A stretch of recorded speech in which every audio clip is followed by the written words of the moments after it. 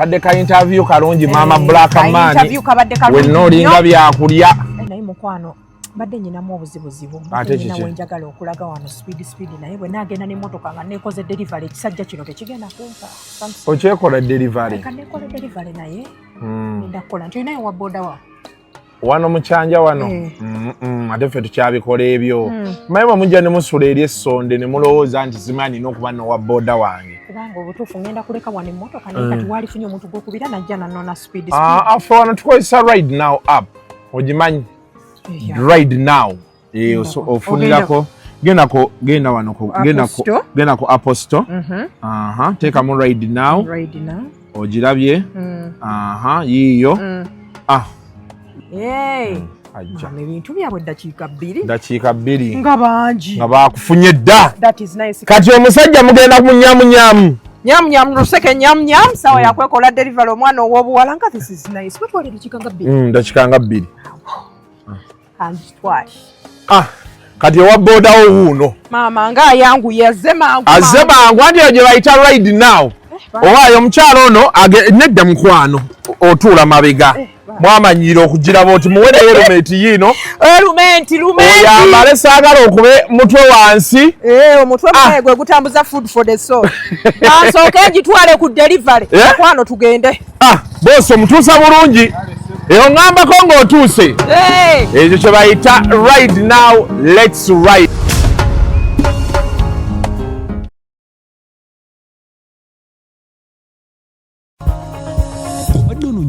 woyinza okuteekerateekera ebiseera byebyo mu maaso ensala eddiddwamu Honest Asset Developers kampuni egulidde erinnya mu kutunda ettaka n'amayumba ekuleetedde ettaka ku nguudo ez'enjawulo eziyingira n'okufuluma ekibuga Kampala balina ettaka Essonde ne Misindye ku Namugongo Road ne Kiwenda ku Gayaza Road ku Entebbe Road balina Nakawuka Sisalutaba Express Highway ne Zil Phase 5 ate ku Hoima Road balina Nansana Bujuuko Kona Namasanga Mabombwe Phase 6 and 7 Kakiri Mwera Kakiri Magugu Nampunge ne Gobero Muguluka amasannyalaze n'amazzi webiri ate ng'ettaka lyabwe lya kyapa jjukira balina n'enkola y'ekibanja mpola ate n'okulambula kwa bwereere Honest Asset Developers basangibwa Kampala ku Martin Road ku kizimbe kya Monkey Show Apartments okumanya ebisinga obakebereko ku mitimbagano gy'empuliziganya gyonna obubakubireko ku noti 772 572 873 oba noti 7 572 873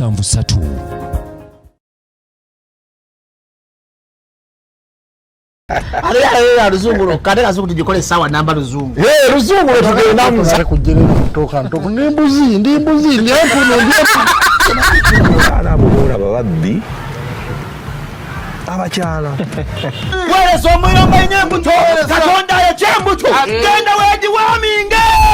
yabaweereza buno bukeke obutini singa babu mutwale bamusonseka mukamwa bwonna n'abufulumiza mu nnyindo kibwa alina guno omuggo gwa Musa wayitista premium detergent waliwo wanagambye ebola y'akasajja kasendi kalimba bannange esendi bannange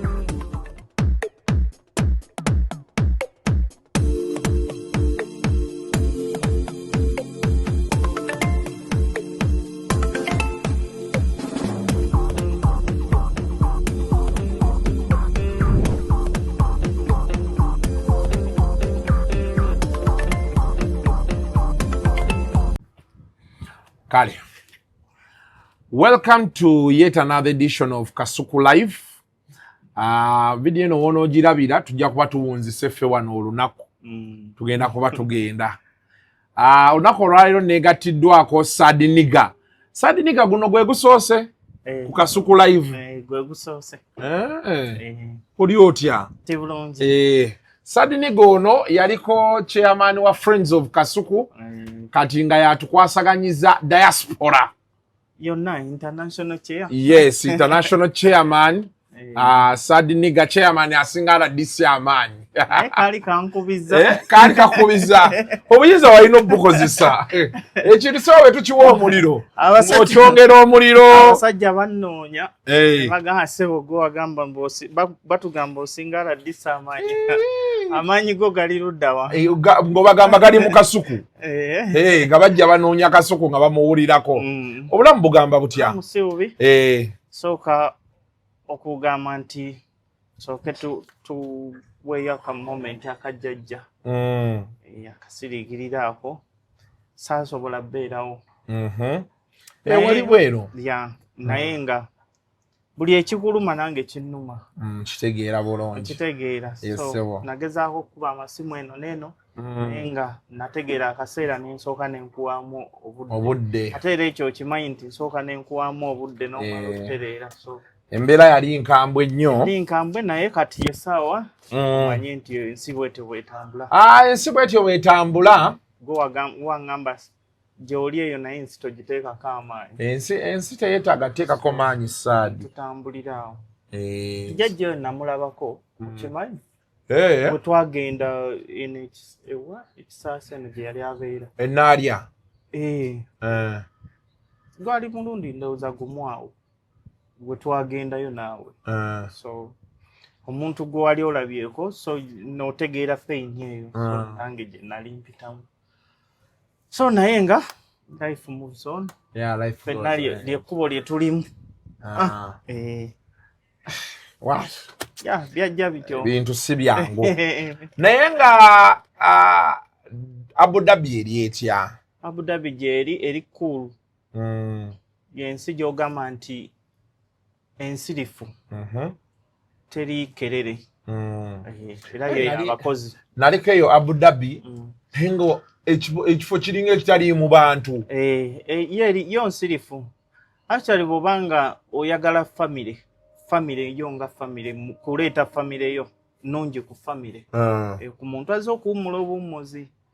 naye bano banzija kucyakala biki tojja kusanga kirabu nnyo nga Dubai eno okucyakala kutono kirabu mweziri naye okucyakala nagendako ko ku moolo yaabwe waliwo moolo eyo eri awo yasimolo oba kuba nalaba wano mwagenda ku SeaWorld Warner Brothers World zonna ziri awo area yemu nagendako ku moolo yaabwe emu abantu bajja kiro n'abantu beze nsi batambula nnyo kiro ng'obudde tebwokya nnyo naddala mu sama ebisinga restaurant zonna ezisinga bazigulawo lwaggulo so ate mu kisiibo lwakuba nti bino ebibaddewo naye mu kisiibo ate bakeesa bukeesa bamala okulya ddaaku then ne beebaka kati awo ne beebaka oba ddaaku bagimaliriza 11 kati batandika okujja between ssaawa 5 ez'ekiro paka kumakya then awo ne balyoka oba mu paaka kati ya last year ddaaku bagiriranga mu paaka era baalanganga nti ebifo nebwe biti musobola bagaba emmere ey'obwereere emmere bagaba bantu babeera balira bagabira ddala kati bw'ogendanga ku Sheikh Zayed Grand Mosque ogwo muzikiti ogusinga obunene bagabira ddala emmere n'ovaawo n'emmere ddala buli lunaku waliwo n'ebifo kaŋŋambe eyabali eyo oba musafa eyo walako kale kaŋŋambe nti zireba kampu eziri eyo bakyagabeera emmere bw'oba enjala ekuluma wali genda oba tebagenda kukubuuza oli musiraamu oba toli musiraamu nedda ojja genda olye ofune emmere tebalina nnyo bino bya busosoze nti omukatuliki omukibiki ebyo biri eno n'obusiraamu bwennyini nkubuulire ffe wano ffe tutijjisa obusiraamu wali ndabira ddala abasajja abanywa walagi yennyini layira abasiraamu bennyini bamunywa omwenge kuba gukkirizibwa kitegeera tengaffe abali mu hotelo olabira ddala omwana najja nga batamidde bavuddeko banywa bajja ne banywa ne batamira ne balyoka bagenda n'abawala najja mu muzigu najja n'abaya ze nanywa n'agenda nga yambadde abaya bulungi nnyo wano bino biri waffe naawe ensi ndala yakyuka olaba bajja weekend bagijja kuziriza twali tumanyi nti Friday yeba weekend yokka kati kiri guniti weekend bagikyusa gijja ku Friday kati eriwo Saturday Sunday okiraba nti Monday kati erina kuba ki kukola oba kati basikira ddala Friday Saturday Sunday Friday Saturday Sunday ye weekend wetandika kati Friday office ezimu zikoma ssaawa awo 7 8 ana ya mwenda bwe watu ne bagenda ne bakola Friday ne bagenda mu byabwe weekend olwo etandise yeah bino by'obusiraamu biri eno kutijja waffe eri tebi naye Abu Dhabi nagira it's a very beautiful place nnyo yes era jenseri mu green kati compare ku Dubai era bwobanga ova Abu Dhabi ojja Dubai waliwo frontiera bidde green wakoma era we wakulaga so wantu awo waliwo n'ebimotoka biri awo oba batunda wa ice cream wali awo wakulaga green wakoma era n'oluguudo lwawuka bwoba weetegereza oluguudo era we lwawukanira luliko engeri ya kolansi waabwe ayawukana n'owaffe okitegeera owa Dubai n'owa Abu Dhabi eri wa green ate wa palm tree naye nga ate bangamba te Abu Dhabi yo yali late developer Dubai yasooka okukula amangu Dubai era ne offices buli head office zonna zisibuka eri Dubai Abu Dhabi kuba ye capital city Abu Dhabi ye capital city ya UAE si Dubai kati kitegeeza administrative capitals zonna ziri eri zonna ziri eri okitegedde kati lwakuba nti eno erinnya lyakola ki yajja nnyo olw'ensonga nti we watuukirwa bwebusuubuzi biki masanyu mangi biki naye ng'okusinga kusuubula naye ng'ate eri gye wali buli kimu era n'abakulembeze abamu eri gye basula bwe bajja kaŋŋambe nti President Al Nahyan wa Abu Dhabi olubiri lwe luli eri lwaki gundi nali njagala kubuuza ekibuuzo simanyi oba onoosobola okumpa ansa yakyo president gundi waabwe bwe yafa president yali wa Abu Dhabi kuba ziri tano United Arab Emirates ziri musanvu Abu Dhabi Dubai Humar Queen Ras Al Khaimah Fujairah waliwo awo n'endala bbiri ezisigaddeyo naye nagendako ko mwemu eri kumpi ne Dubai oba akafuluma Dubai era ka Sharjah eyo gye basuubula eyo nayo y'ey'okumukaaga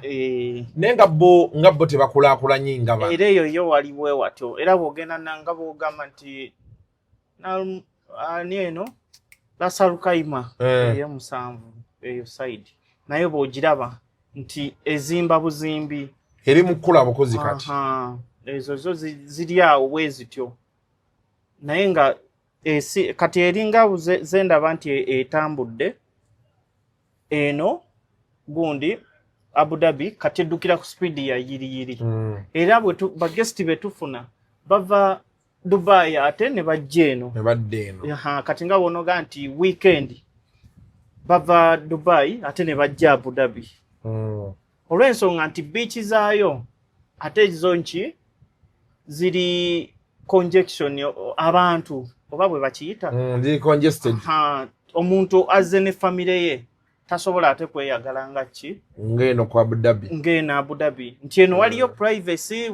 wali cool nti osobola obbeera ne famire yo ne mweyagala nga bw'omukola ki naye Abu Dhabi is very expensive ate nandigamba nti Dubai nandigamba nti Dubai yeri expensive bw'otunuulira kati gundi nga bweri Dubai yeri expensive kuba fines nnyingi ate okusingawa anti Abu Dhabi teri bantu yes naye nteeketeeke si bino nti eringa bw'olaba Dubai nti eri ki full packed nti kizimbe ku kizimbe okitegeera nti ne bw'olaba development kati ze bakola nti bakulaga designation odde neno bwekityo nti yo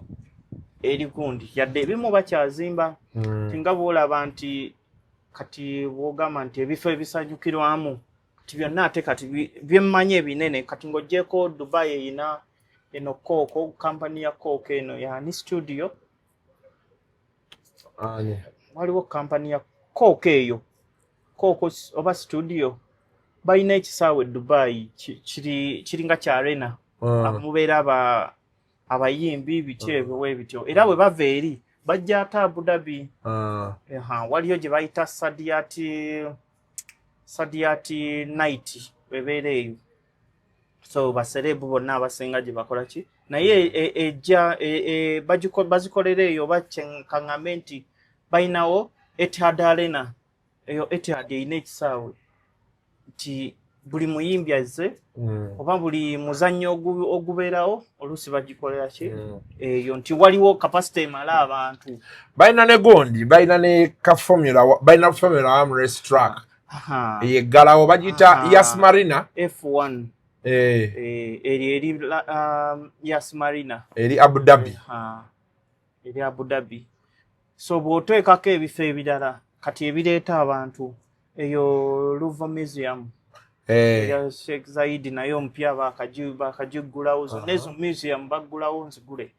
kitegeera zonna mpya zireeta abantu n'otunuulira waliwo Team Lab kitegeera Team Lab naye eri awo zonna ziri mu katundu kwekamu Team Lab Louvre Museum ne Sheikh Zayed Museum waliwo n'endala njerabidde waliwo n'endala bakyazimba nzimbe nalaba benali Abu Dhabi nalaba Ferrari World nengulayo obumotoka nagulayo akamotoka kamu n'obugatto naye omanyi nti obugatto si bwambalanga paka kati walaba akasente wali bwa bbeeyi nagulayo akakadde kamu awo tewasaaga era nze omuntu ajja UAE saagala nkulimbe n'atajja mu bifo ng'ebyo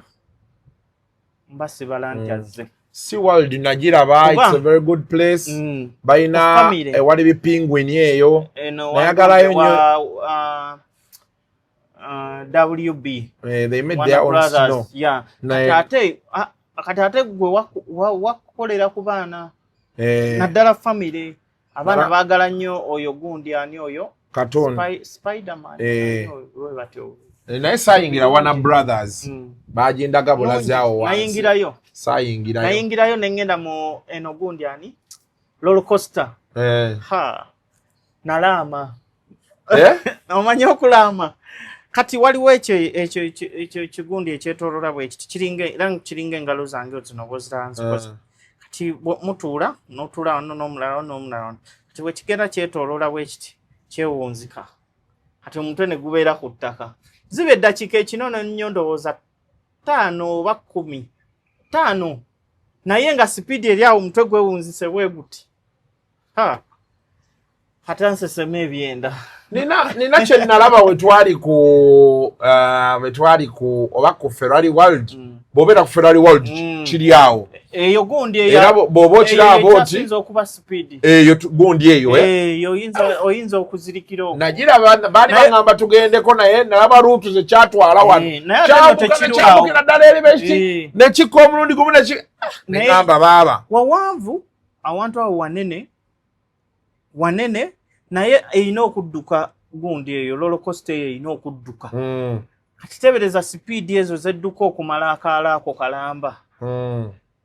oba oli kuki kati Saadi otuuka otya Abu Dhabi nasemba omumanya ng'ovudde wano ng'ogenda Dubai otuuka otya Abu Dhabi we natuukirayo kukyusa mulimu nga ngenze wali nava mu cleaning awo bwe wali ova wano wagendera ku mulimu ki gwali gwa cleaning company kyekutwala Fresh Mind eri awo Mmenga nga Katale ya opposite Katale teyakusumbuwa nakati bw'okyalikera ne bwenjagala kuteekayo ne baganda bange abamuje mbasendisi nalaba last time you came back here to renew your contract again you were working under them bwe mweta mba mwetadde kati wano bo bakuta bw'otuuka eri passport yo wagisigaza njirina nongamba the first time you went our company yagisigaza cleaning our company yagisigaza kati wenvaayo ate nenzira mu hotel kati ovaayo mu cleaning ng'okoze emyaka gyo nakola emyaka gyali 3 kuva 2018 covid awo najja 2019 nenvaawo awo nengenda eyo mu ddwaliro eyo gye twakola mu covid kati bwenva mu covid awo nzije bwe nakomerawo wano contract yeweddeko kati yali ekyaliko yali ekyaliko naye mmala kuddayo ate kati bwenzirayo eri nakola emyezi 6 nali nkolerawo mu Dubai Mall company we supplying nenkolerawo emyezi gyalinga 5 ne applying online olw'ensonga nti wano ku hotel we nali nkolera ku Sheraton nalinga bw'onoogamba nti casual naye ate nenjiga mu Londres bye baali bakola ki baali bakola era nvaawo covid yannemesa okumpa omulimu ku Sheraton covid we yajja baali kuba nali mmaliriza nga mmazeeko emyaka 2 nga baŋŋambye nga nzija na mu vacation ne baŋŋamba boddayo eka wano resigninga tukuweereza ticket okole ki okomewo ebintu bya employment bali serious bwe batyo kuba ino company basisobola vaamu baga nti ngenda kukolera bano olw'ensonga basupplier baabwe oli casual kati wano bakwetaaga olage nti contract yaweddeko kati ngenzeka. bwe waddayo gwe n'okomawo bibyo kati n'obeera ng'oli ku direct employment ya hotel yes. Era nakati kikyagenda mu maaso omuntu bw'aba applyinze online ajja direct ate oba toteekamu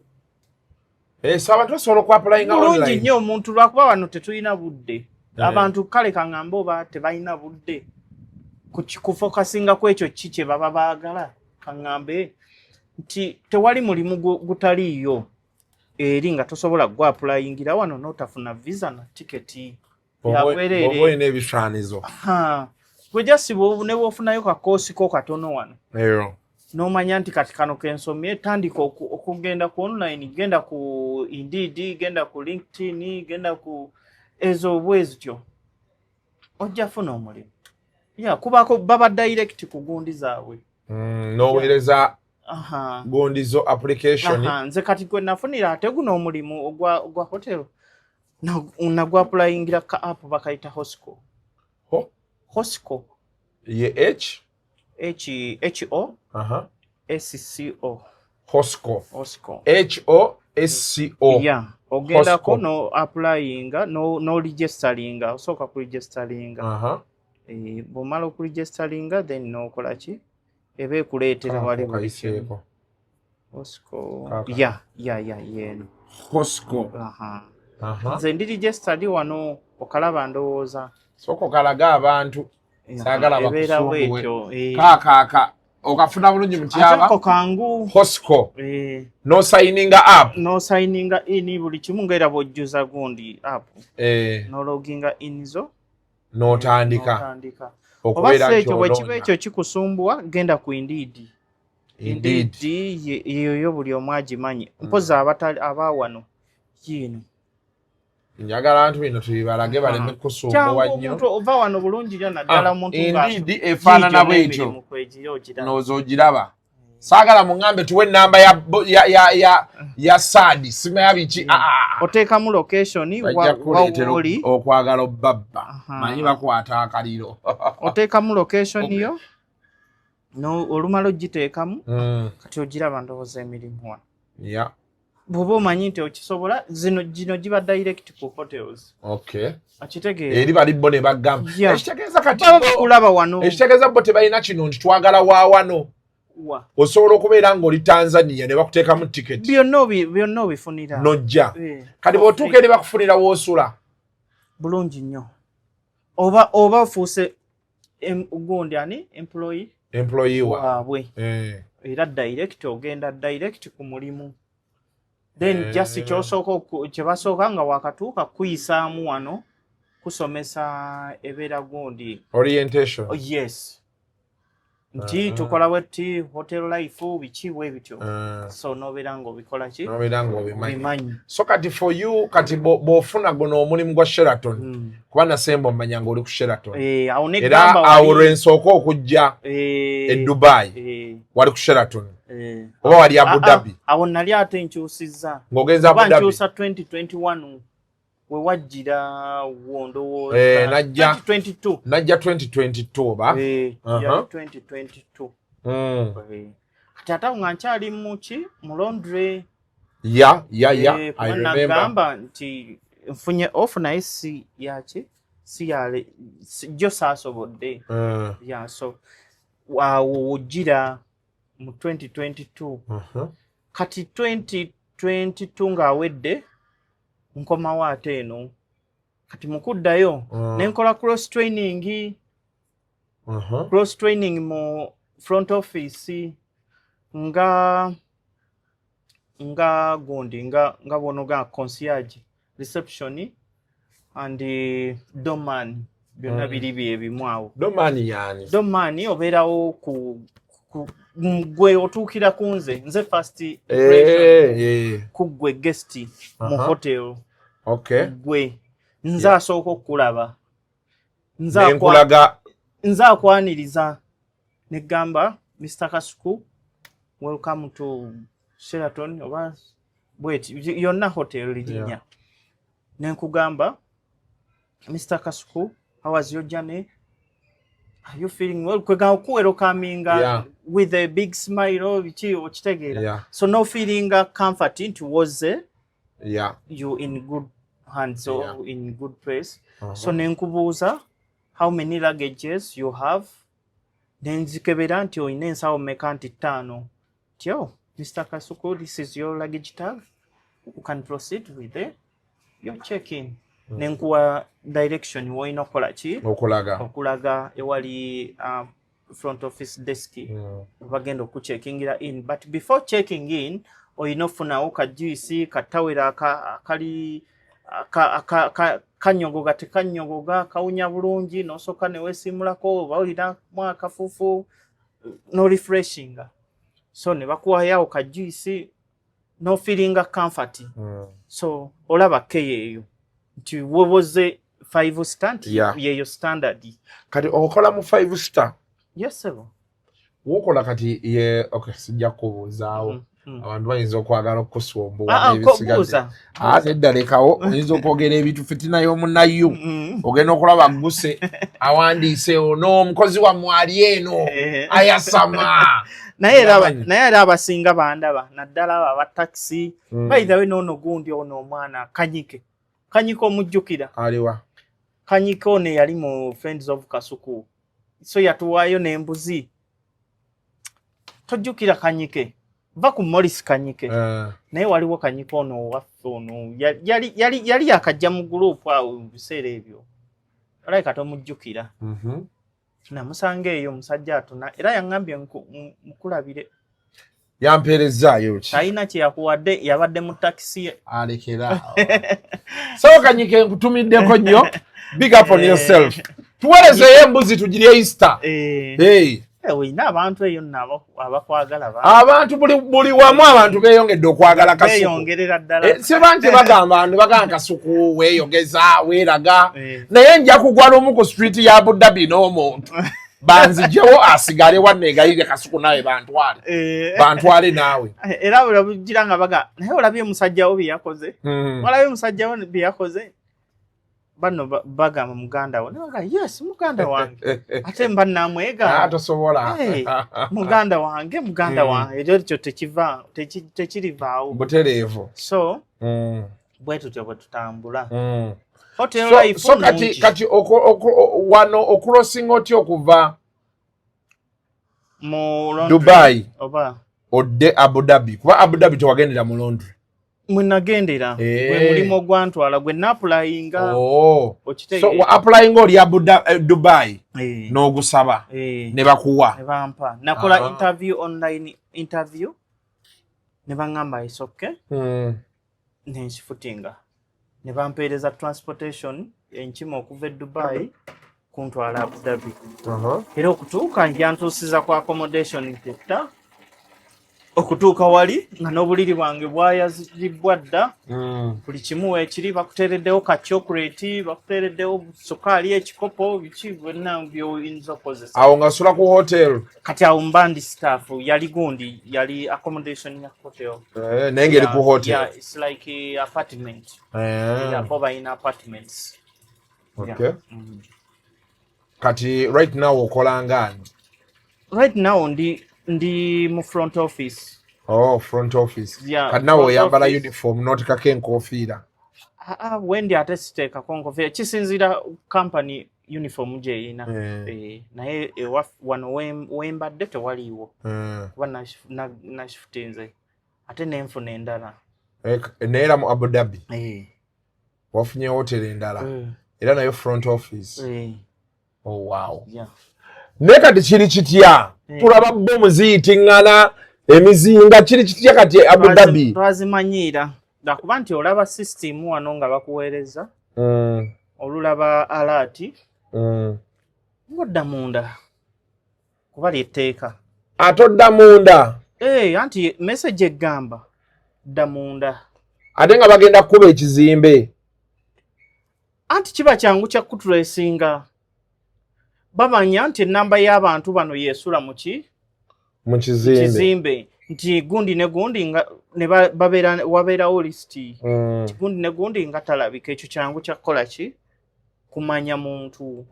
okitegeera naye ate tekiringa bwe mukisuubira nti kutiisa kuli awo yes bitiisa kati kuffe nga ffe tubimanyidde kati mubadde nga mulabira ddala abasajja nga ekizimbe ekyo bakikubye ate nno munnaye tebakuba nti bakuba buli ffa n'ebizimbe tebakuba nti bakube nti kigudde ekirala ebintu ebyo babikubira mu bbanka kati mubeera mutudde nga bwe tuli wano nekibaluka ng'ola kibaluka waggulu n'omanya nti emizayiro bagikutte eyo eba ennene eyo ebaluka eyinza okaŋŋambe nti wano tetuli eno saidi zeno Mengo naye kati tugambe nti ensambya bwe kivugira ensambya wano wonna waduduma manze nsula ku fulo ya 8 ate mbadde ku ddinisa naye nga ate tebakkiriza kubeera ku ddinisa naye nga twakimanyiira nga kikuba newulira nti naawe wennyini wooli okoze eki kati tebereza balwanyi fulaati eriko fulo 17 okuba nti force eyo egikoze eki eginyenyeza egikuba n'ogiwulira nti egiyitamu naawe n'owulira nti ekuyiseemu kiteebereza amaanyi gaakyo singa kigwa okitegeera kuba wano babikubira mu bbanga naye teebereza singa kigwa siminizi nti tewasigala kizimbe nze nali manyi abo bo abawalabu tebeepinga bwe batyo nga ndowooza biri mu bali abali Iraaka bo bagamba tebakuba bano bakuba bali B'Amerika bo bagamba ffe tetukuba mmwe naye tukuba ki era bakuba bifo by'abali okitegeera yes yadde era kisigala kikola if it is continue ti bwe kiti nga bwe kiri kitwafekitinze tetukyalina bagesiti nnyo bakola ki bajja mu mahoteli kati hoteli nkalu si nkalu nnyo nnyo naye nti bw'otunuulira gundi kweri kati nti eri wansi ko okukipansa eri wansi abantu ababanga muyingiza abantu 3 buli lunaku okitegeera ne mubanga muyingiza abantu 15 ndowooza olaba gundi yebaawo okitegeera nti kitegeeza bano abajja be baloko okitegeera alina ebintu ebyo tebyatandise leero nze ntandika okulaba nti waliwo ekijja ennaku z'omwezi zaali 15 March January we bitandika bitya nti ndaba twalisiivinga kankikozese Luganda oba ab'amagye okuva mu nkambi zaabwe ne bajja mu hoteli bajjanga around twalisiivinga 250 but abalala ne bagenda mu hotels endala bwe batyo kati okukimanya abamu kuba mba njogera n'aba nze mulimu gwange gwakwogera n'abantu olina okukipinga guest nga mukola ki okuliyetinga emboozi so that nti oba alinda taxi oba omubukingira taxi nti takola ki teyeebowa so nembuuzaako omu gwe nabuuza nanga there is something nti tujja kubeera okay. Yambuulirako kati awo ng'ovuddewo era mulimu n'abaana bannayuganda bakadamu abaali babakolera tugamba tuvuddeyo eri naye walayika waliwo ekitali kituufu kijja awo wenkitegeerera ate wemmanyira nti kigenda bba waasi olaba wano mu kisiibo wano mu wiiki ey'okubiri batuwa ebintu ku hotelu kampani etuwa emmere muceere sukaali majaani mata butto maji buli kimu ky'owulira nti bokisi nga bweti buli omu buli mwana okitegeera awo wendabira nti ekintu kirabika kiri siriyasi olaba batuwadde emmere wayinza okubaawo ekijja so kyawe nga bitandise awo ne mmanya nti kino kigenda getting long last kigenda lwawo kati wavuddeyo lutalo oba navuddeyo neŋŋamba kansooka enzireko eka ngeri teri kitambula tewali era olwedde batuwadde zi vacation buli omu bagamba bw'oba osobola okgenda genda omulimu gwe weeguli ojja kugusanga naye babawa ebbanga tebannabatuwa bbanga bakugamba rawundi 2 months oba 1 month tujja kukubira kati tugenda beera naawe emyezi 2 oli nange nga tuli wano tulya tunywa kati Saad niga kuno wandeeteddeyo ki luli nakukuulamu essaawa naye gyeri ewaka nagigatta ku collectors item zange zenina gyeri kwa tuli ffenna emyezi 2 oddayo mu galagi musajja ono yalinga mu galagi wano wali okolera baali bayitawo batya nakitende yakanikako n'emmotoka zange ndowooza obanga 2000 gundi yaliwo dde Mutoola beach nga tujaguza emyaka 5 2016 ndowooza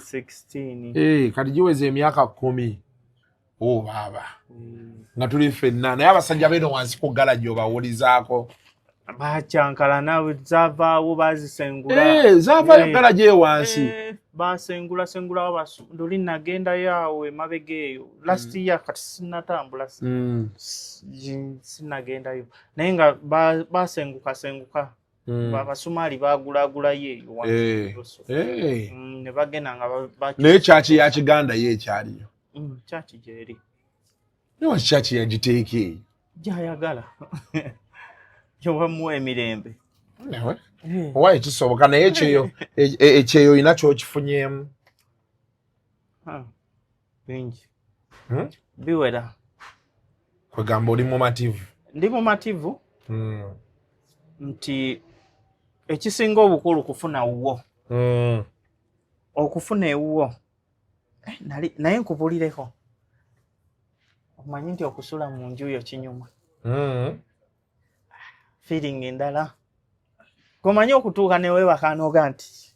nga tolina gwotidde nti ono agenda kunkonkona katono kankayite kalumu 2 naye owulira ng'oli wuwo gomanyi ekiyitibwa okupama mu toyi nga yo amazzigo neweefulashingira okitegeera teri agenda kugambako kiki nokeera neweegololamu noganga ntuuleko mu compound wano life ndala nabulozezzaako nowulira essanyu webasa otulo nogenda olanga bukedde lwenajja seebaka ate kuba gundi esiya empisa bubi seebaka nga ennyindo zimbalagala njasimula nnyo wateeka esyewo eno mu nnyonyi kuba twatambulira kati bazikyusa otambulira 6 hours mu kifo kya 5 kifo kya 5 kyeza balina we bayita wawanvu wamuka essaawa bakyusa naye yankuba nnyo ate kati fly Dubai yokka yejja eno gye nakozesa ntera kozesa Emirate ekyuka era bayinza okugaba ate era twajja temuli bantu mu fly Dubai nga batono okitegeera so naye neebaka bulungi olwaddako nagenda okuzuukuka nga ndaba ssaawa ziri 2 nga nze musajja yamanyira okeera nze okusa essaawa 2 kati nga ndi wange okitegeera so another feeling akyenkubiriza buli omu kulabako kateekawa ne bwe kaba kaluumu emu nange kaluumu 2 naye keeko kako alhamdulillah nti toli mu ruumu 2 waki oziyita ruumu 2 owaaye olina ennyumba namba 7 leka saagala otye bantu bano sente zo tewazibba ennyumba yo ngimanyi waki oga nti ruumu 2 mpola mpola otidde abalogo bakwata babbye sente bwebanga sente wabbanzibe naye okubya ekyeyo kyomadde nga nkulaba ssebo so omuntu ayagala okugenda ku kyeyo wandimu advisinze batya agende naddala ekyeyo kikyafuna kuba gwokifunyemu I think for me ndowooza ku mboozi zempulidde abantu bangi ze banyumya eyo abasinga ndowooza tulimu waliwo abalina okutya waliwo abali ignorant nga tebamanyi ate be basinga obungi nti kati for example tunnyonnyodde app ng'ezo ogenda sanga omunnayuganda abaddeyo emyaka 10 naye nga ye buli kiseera ali ku street buli kiseera yeeyeeya mulimu abantu banjawulo si buli omu nti bimulamira kigaana agambe nti ekyamazima ekyeyo kisiima okitegeera kisiima naawe kennyini kwekkiririzaamu bw'osalawo ogende mu luutu eno nti nja kgenda ne groups era nakyo kijja kutwala mu layini eyo bw'osalawo nti kantambulire wano ku kye najjirirako ate ndabe walk forward ku kirala ekiddako era kijja kutambulira ku ki kuba kati kyewasooka okuŋŋamba waŋŋamba wasooka ne weewala gurupu siri muntu wa group era mbeera ewange nensirika nendaba movie zange nendaba Kasuku Live bwe njikowa nengenda ku TikTok bwe njikowa nentambula mu bifo ebimu bwe mba nsobodde naate era sitambulira wansi nnyo nnyo kuba era olaba nti wano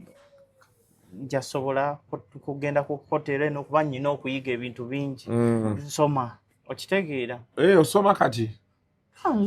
hotel oba ozina okusoma ebifo ogondi gye ndimu nti olina okumanya ebifo oyagala kweyongerako kuba twagala tuddemu tuwulire ng'awo ovuddewo nga kati tuwulira gwe client service manager nvaawo era nvaawo ebyo byogera kati omulundi oguddako benzija eyo jagala kugenda Abu Dhabi ndowooza oluseke lwa ruumu naalukuba ggwe muti abawabi batuweere eddala waggulu eri lwakuba nti ate gyenzira si wagundi walako okuva mu Abu Dhabi naye ng'era eri mu Abu Dhabi ensuddemuko resort era resort kwembadde resort etera tujja kujjako eyo resort ati ffe tufaayo emotoka tezitutwala nezitutuusaayo otambula eri nsi buli wamu otambula weziri taxi weziri buli wamu ekyo omusajja ono yaliko chairman waffe wa Friends of Kasuku nga kati yatukwatidde diaspora branch ya Friends of Kasuku abantu gye bali abaana bakola ebintu Sadinika twali naye wano n'akoowa galaji zijukira yansanga ku spark n'aŋŋamba ŋŋenda okitegedde ne mugamba Sadinika genda naye okimanyi ye nzijukira n'olunaku okimanyi enkuba yatukuba nga tunoonya ssente eri waggulu n'oŋŋamba kati jja tugende wano tunoonyeewo ssente tulina okufuna ssente nga musajja ndi bubi vizezze ngamba njagala ssente zange enkya mutambula omanyi pressure ebeeraawo n'oŋŋamba jangu tugende tuyiribe tugenda ne oba twagendawo kasita wagenda my brother n'okomawo naye webale butanswaza webale butanswaza kubanga ebintu bino ebintu ebisinga ebimu bye tukola tetubikola nti twagala oli boba omuwadde ssente ate azikomyewo naye tuteekawo omusingi ogulaba nti oyinza okuba toliyamba nze naye wabaawo omuntu omulala naddala mu famire yo because engero bezi tibezikyuka oyinza okuba nga ono akuyamba si muganda wo naye gwe n'otandikirawo bw'oyitamu n'osika ku muganda wo n'osika ku kati be tuba twetooloola eyo ate ndisanga muganda wo Saad nigo mind eyo karate emboozi n'oluganda n'otandikirawo ate newaka bakumanyi n'otamanya okimanyi butereevu tebayinza otamanya ate balaba Kasuku Live jjukira nti ate era twakolanga pate zino ezagondi za friends of Kasuku tojjukira nti nazikoleranga waka wa muzeeyi naye ate waliwo olunaku lwe waŋŋamba ekigambo naye wankigambe naye kankigambe leero kiveewo kyannumamu naye ate kyampa ekyokuyiga ojjukira olwo waŋŋamba nti pate eyo mugikolera awo abaana balye kati noŋŋamba jjukira nakkubira nenkugamba wano landiroodi agambye takola ki tayagalawo pate noŋŋamba lwaki opangisa awo mbalandiroodi ab'ekisiru wotosobola kukolera pate nga omusajja ono ategeeza ki okitegeera mutyaba omusajja yaŋŋamba ekigambo kati nga akayumba kange kensulamu ate ono ng'omusajja ampanika eddaala naye nga neesulira mu kayumba ka 7,000 eri ewakasirye wansi mu kisenyi okitegeera nga nsula eri wansi mu kisenyi naye aŋŋamba kola pate kyokka nga ate pate sisobola gikolera wali wennyini ate nze nali mmanyi kyokka gwe oŋŋamba oyo landiroodi kika kimuvume ze kyani mu bwongo nze nali mmanyi nti olina woobeera wali siriyasi abantu obayise bakole ki kati nga neebuuza omuntu agaana atya pate ku nnyumba ze abeera mulalu kati nga nze mmanyi gye nva ne tusinkana senga wali waŋŋamba kati kyabani asigala disi amaanyi yali asula mu ya 7 okitegeera naye ng'ate anyway mbaddeyo bbanga lyonna nga siri nnyo mu mbeera embi ennyo kitegeera no I think it's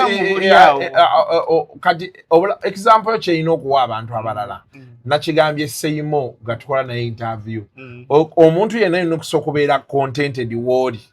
n'osooka n'okkiriza nti wano wendi wensobola kati kandabe nva ntya wano kuba abantu abasinga balowooza nti okubeera obulungi olina sula mu nnyumba ya 200 bano oluusi mbagamba ruumu ezo ze basulamu ezawula kateni nga bandeeseko akajanja but it's okay osobola okutandika ne ruumu yo nga mwawula kateni naye nga oli comfortable awo nali comfortable kuba nalwawo ng'olwo muze we natandikira kaŋŋambe ate era we nasembera nti nvaawo awo mbeera awo akayumba ako nakatandika nno na 1,000 muzeeyi yatugoba ewaka ku lusooka lwennyini olusooka omwaka muzeeyi tulaba aleese obuseppiki aleese stoovu aleese sukaali tulowooza abitwalira bupakasi mu nnimiro gye yali alima kati mukubireeta atugamba mujja ebintu mu mmotoka tujjamu ebintu tuteekaawo biki kati nga amanyo okutuvuga awo ng'akuŋŋaanya abaana n'akolawo akadongo waka kati nga bwe muva eri ku yatutwalanga nnyo ku Sheraton awo kati nga bwe muvaayo mujja ewaka teri kwebaka ne mukola ki ne mukeesezaawo kati tuba tetunnagenda zaali mu ssaawa nga 3 awo bwe yaddira aleese vaani nnene nnyo bweti kuba musajja mukuŋŋaanya abaana b'oku kyalo ababakwano be bonna ne bajja ne babeera kati atugamba mujje tujja muleete ebintu bye naleese awo agamba kino kikyo kino naawe kino kikyo tumubuuza ssebo sitoovu z'otuwa tugenda ku tya leero mmeka nti 31 mukuze munviire buli omu ne tugamba omusajja abadde ki era njagala mubuuza naye lwaki watugoba ewuwo naye ate kyatuyamba nti kati essaawa zino wetukola ki kati nenzikirira eyo wansi kwe kufuna akazigo kati landiroodi najja nga alinnyisa negituuka mu 7,000 okitegeera. Buli lwakyusa n'akubamu kapulasta ng'olwo ayongeza, wakubamu n'ateekamu seminti ng'olwo ayongeza. Wakayingira temuli seminti nga temuli okitegeera. So bonawo obulamu gye buli era wakyaliyo ababuyitamu okitegeera. 1,000 paka ku 7 paka wenvuddewo paka wano. Eno interview njagala betumala ogirani ng'ogitereke ogiraganga muwalawo n'ategeera ensi gy'okuba bw'obimugamba ng'akuzaayiza olowooza omusudiya naye kati obimulaga ye kati ebyasaba nsi ndala nnyo bye basaba birala nnyo saba biki so n'ogamba waayi gyegundi yaabwe abaana kati gogo n'omulembe mulala mukko tambuza gye batambuzamu. But anyway, ekisinga obukulu kyekyokubeera nti at least ffenna tukyaliwo and to see that you've made progress from then. When nasooka okulaba ndowooza nasooka kulaba eri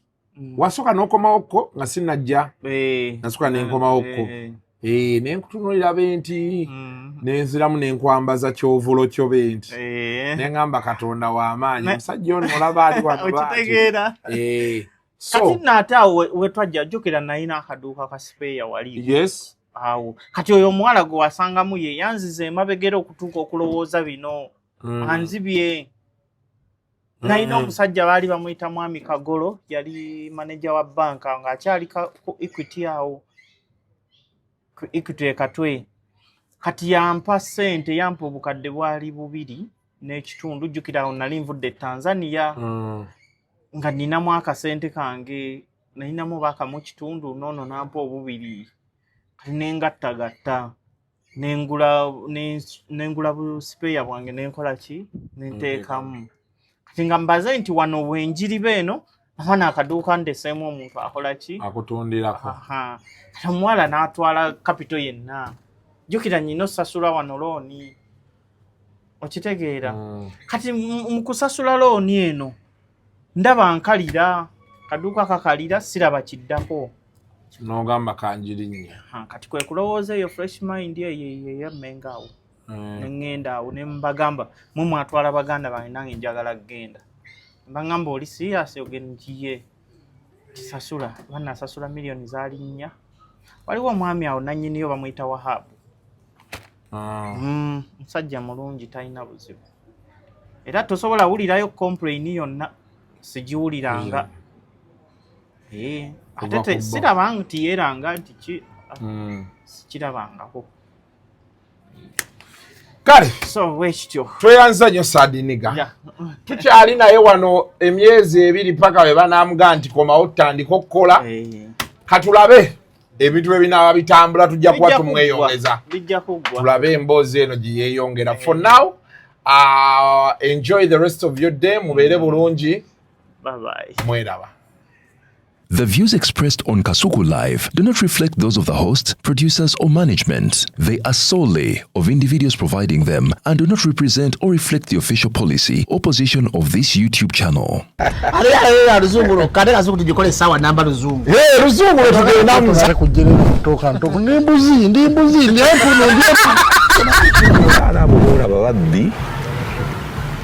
Abakyala